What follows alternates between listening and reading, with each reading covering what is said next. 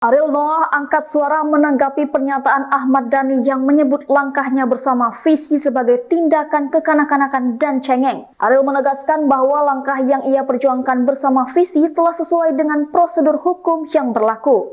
Ia juga mengungkapkan bahwa dirinya enggan terlalu ambil pusing dengan cibiran yang dilayangkan oleh Ahmad Dhani dan tidak ingin memperkeruh suasana karena menurutnya yang terpenting adalah tujuan dari perjuangan mereka, bukan perdebatan atau ribut-ribut yang tidak perlu. Dalam sebuah wawancara, Ariel juga menjelaskan bahwa tujuan utama Visi bersama 28 musisi lainnya dalam mengajukan uji materi Undang-Undang Hak Cipta adalah untuk mendapatkan kejelasan hukum. Menurutnya, ketidakjelasan regulasi hukum saat ini membuat banyak musisi merasa tidak tenang sebelum tampil di atas panggung. Sebagai penutup, vokalis band Noah itu juga menyoroti bahwa industri musik Indonesia saat ini telah berkembang pesat, bahkan lebih maju jika dibandingkan dengan negara-negara tetangga. Oleh karena itu, ia pun berharap regulasi terkait hak cipta dan royalti dapat memberikan kepastian hukum yang dapat mendukung industri musik tanah air lebih berkembang lagi.